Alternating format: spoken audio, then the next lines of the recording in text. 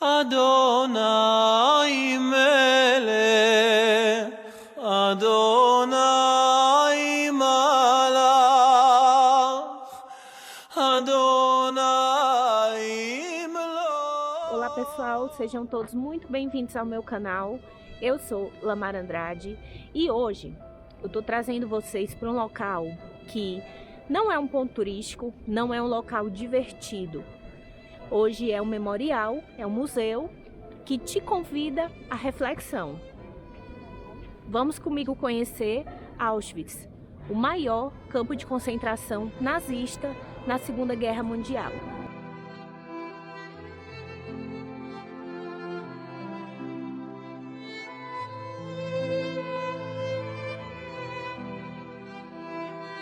A gente já chegou aqui no campo de Auschwitz.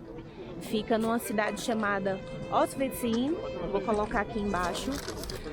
Nós viemos de ônibus, o trajeto durou pouco mais de 1 hora, são cerca de 70 quilômetros e tem ônibus de hora em hora.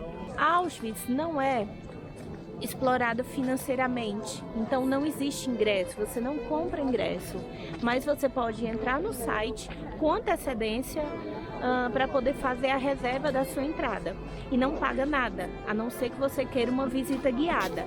Eu já comprei o guia em português. Pelo guia você consegue entender o que há em cada bloco, você vai conseguir direcionar melhor a sua visita. E aqui à minha frente eu já consigo ver aquele portão que a gente vê em vários filmes, em documentários, que é esse portão aqui, ó, que tem essa inscrição Arbeit macht frei, que quer dizer o trabalho liberta.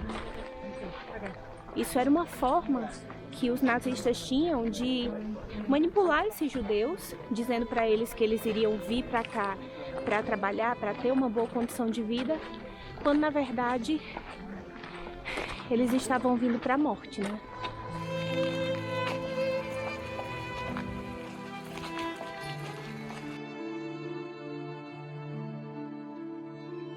Ainda hoje, aqui em Auschwitz, tem muitos registros de como esses prisioneiros eram vigiados. Aqui vocês estão vendo 2 barreiras de arame farpado.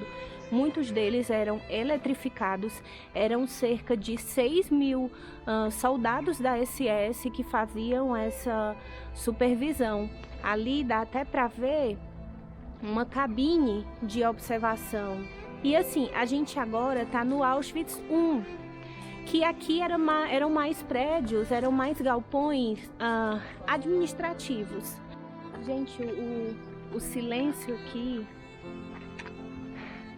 parece absurdo, mas é um silêncio ensurdecedor, porque por mais que tenha movimentos de pessoas, né, de turistas andando e falando, mas é um clima pesado, sabe? É uma sensação de vazio, de tristeza, de aperto no peito. Esse campo ele foi desativado em 1945 e alguns anos depois o governo polonês transformou Auschwitz no museu, no memorial. E em 2002 a Unesco declarou oficialmente Auschwitz como patrimônio histórico da humanidade. E cerca de 30 milhões de pessoas já visitaram esse lugar. Essa parte do museu simboliza a marcha dos judeus, a marcha da morte dos judeus, né? E aqui vocês podem ver aquele pijama listrado que a gente vê em tantos filmes, em tantos livros de história. É isso, gente, o clima é bem pesado. Pelo guia você pode ir acompanhando quais os blocos que você quer visitar.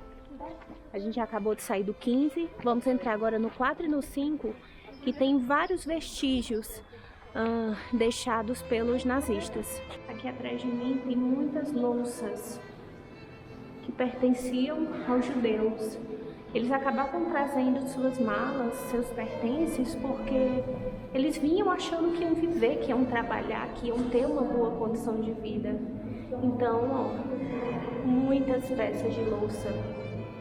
Como eu eu acabei de falar para vocês, os judeus vinham para cá na esperança de que iam ter uma vida melhor. E aqui vocês podem ver muitas malas, muitas. É uma quantidade impressionante. E o mais triste de tudo é que em cada mala dessa tem a identificação do dono. Ou seja, eles tinham realmente a esperança de que estavam vindo para cá para trabalhar. Gente, eu não consigo descrever para vocês a quantidade de sapatos que eu tenho aqui nesse corredor.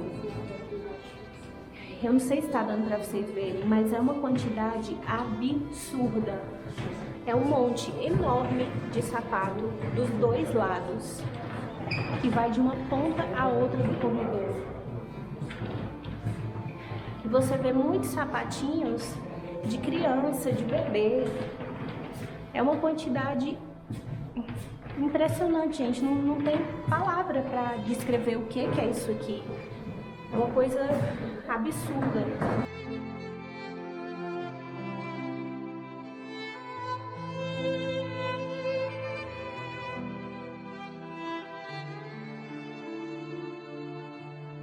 Estima-se que cerca de 2 milhões de pessoas morreram aqui em Auschwitz.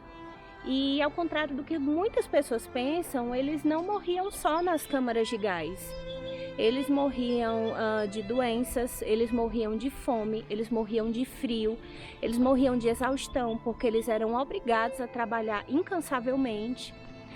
Eles morriam fuzilados, eles morriam enforcados, morriam inclusive em experiências médicas executadas pelo Dr. Mengele, que era um médico aqui de Auschwitz.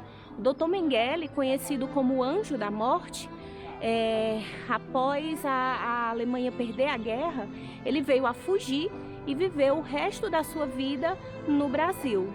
Gente, a Anne Frank esteve aqui em Auschwitz, mas ela não morreu aqui. Ela teve uma breve passagem com a sua mãe e com a sua irmã Margot, mas logo depois ela foi enviada para o campo de Bergen-Belsen, que fica na Alemanha, onde infelizmente ela veio a morrer de tifo pouquíssimo tempo antes do campo ser libertado. A gente está chegando agora num dos locais de energia mais pesada aqui no campo de Auschwitz, que é o paredão de fuzilamento. Não tem nem muito o que dizer, né, gente? As pessoas vêm, deixam flores, eu trouxe flores e uma oração é sempre muito bem-vinda.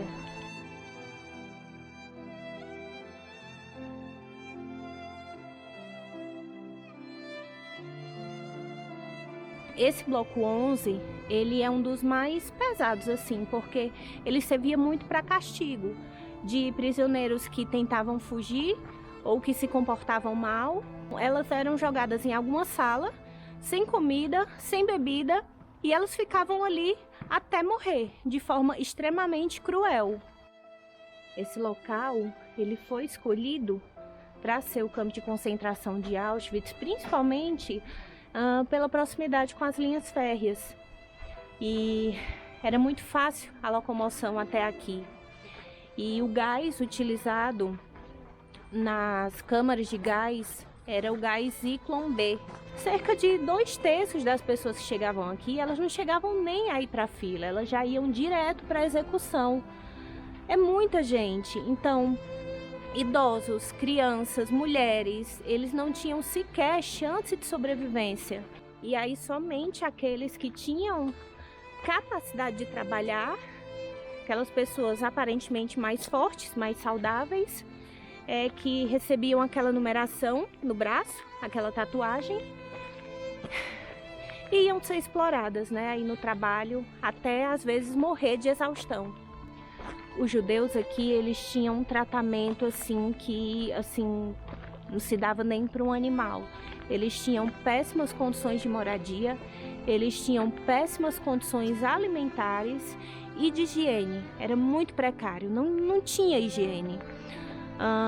Havia dias que eles nem recebiam alimentação, A alimentação era extremamente escassa. Quando via era uma sopa, que era uma água ali muito rala, que muitas vezes dava doença, provocava doença nos prisioneiros. Aqui à minha frente tem mais um local de execução, que é onde prisioneiros eram enforcados. Aqui os prisioneiros eram enforcados e eles ficavam aqui expostos. Era meio que um recadinho para quem pensava em fugir. Eles ficavam aqui expostos, fazendo essa tortura psicológica, né? Os presos aqui em Auschwitz, os prisioneiros, eles não eram só judeus. Tinha homossexuais, testemunhas de Jeová, prisioneiros soviéticos, enfim, era uma infinidade de pessoas que eles simplesmente jogavam aqui dentro. E se vocês estão achando esse campo grande, esperem só até vocês terem a noção, a dimensão do que era o Auschwitz II. O Auschwitz II ele foi criado justamente para a solução final, ou seja, o extermínio em massa de judeus. Ele é tão grande que ele faz esse aqui parecer assim, fichinha. Aqui atrás de mim é o local onde Rudolf Höss, comandante de Auschwitz, foi enforcado, né, assassinado. Ele inicialmente foi preso, ele chegou a participar do julgamento de Nuremberg e ele foi condenado à forca, exatamente aqui onde ele tirou tantas vidas. Aqui ficava a câmara de gás aqui de Auschwitz I. Ela, em comparação às câmaras de gás de Auschwitz II, ela é pequena. Ela tem poucos crematórios e ela não tinha uma capacidade tão absurda, porque estima-se que em Auschwitz II, que é Auschwitz-Birkenau, estima-se que por vez a câmara de gás tinha capacidade de matar, de assassinar cerca de 2.000 judeus de uma só vez. Vamos entrar agora na câmara de gás aqui de Auschwitz I. Lá dentro eu não vou poder falar muito, mas eu vou mostrar um pouquinho de como que é a atmosfera desse lugar. Vamos lá?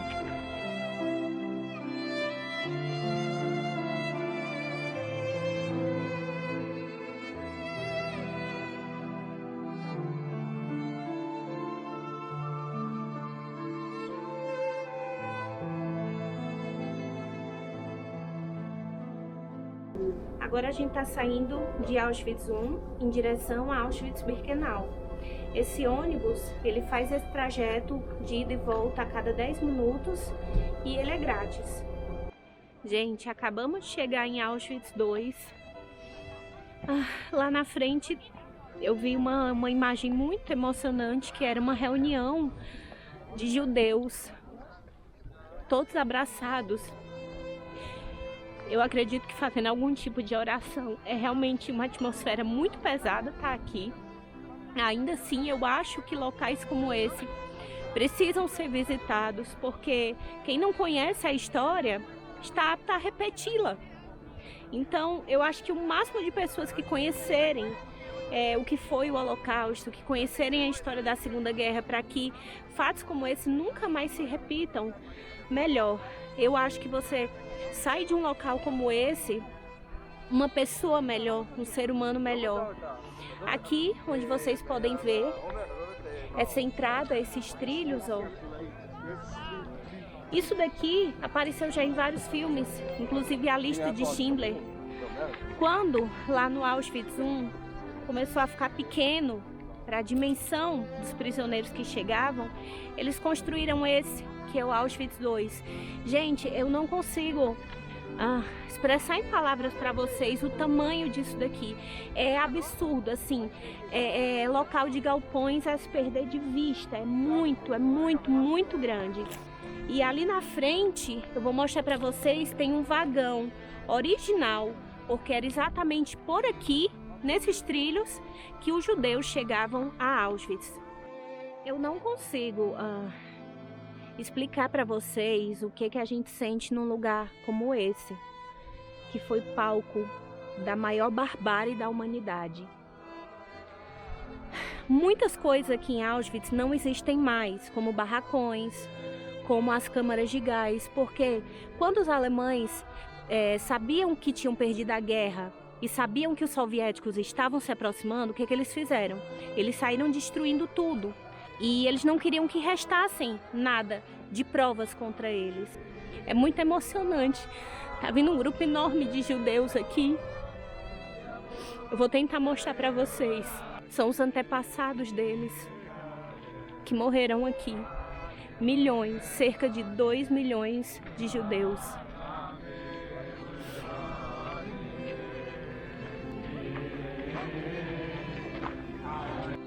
Gente, desculpa, tem hora que realmente não dá para segurar.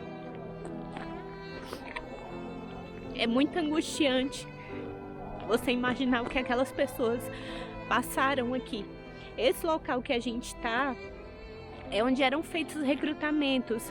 O trem chegava e era aqui que eles eram selecionados para a morte. Muitos deles já desciam do vagão. Ai, gente, desculpa. Muitos deles já desciam do vagão direto para a câmara de gás. E muitos eram ludibriados. Falavam que eles iam tomar um banho, depois iam receber uma alimentação, uma sopa. Algumas câmaras de gás tinham inclusive chuveiros falsos para ludibriar esses prisioneiros. Então, é muito angustiante você imaginar tudo que essas pessoas passaram aqui. Aqui atrás de mim, vocês podem ver um vagão original. Era justamente num vagão desse que os presos eram trazidos para cá. Deem uma olhada que esse vagão não tem nenhuma saída de ar. Ele é todo fechado e ele é pequeno. E aí você imagina mais de 200 pessoas nesse vagão. Idosos, crianças, homens, mulheres, ali apinhados, sem condição sequer de sentar, em viagens por dias. Muitos já chegavam aqui sem vida, sem comer, sem beber. É algo que não dá nem para foge assim do nosso raciocínio. O grau de perversidade dos nazistas, assim, a que ponto que pode se chegar ao ser humano. Por isso que a gente deve conhecer a nossa história. Por isso que a gente deve conhecer e saber o que foi isso aqui, para que nunca, jamais fatos como esse voltem a acontecer. É muito surreal, sabe, gente, estar aqui num canto como esse. Eu tô saindo agora, vou dar uma passadinha nos galpões para mostrar para vocês, mas eu acho que ainda não caiu a ficha, sabe? Não é, como eu disse, um ponto turístico, mas é um local que você vai com uma finalidade didática. Você vai para aprender. E foi aqui em Auschwitz II que o Rudolf Höss, que era o comandante de Auschwitz, que era um homem extremamente cruel, bateu o martelo na resolução final, que era o extermínio em massa dos judeus. E foi aqui, o maior campo de concentração nazista que já existiu.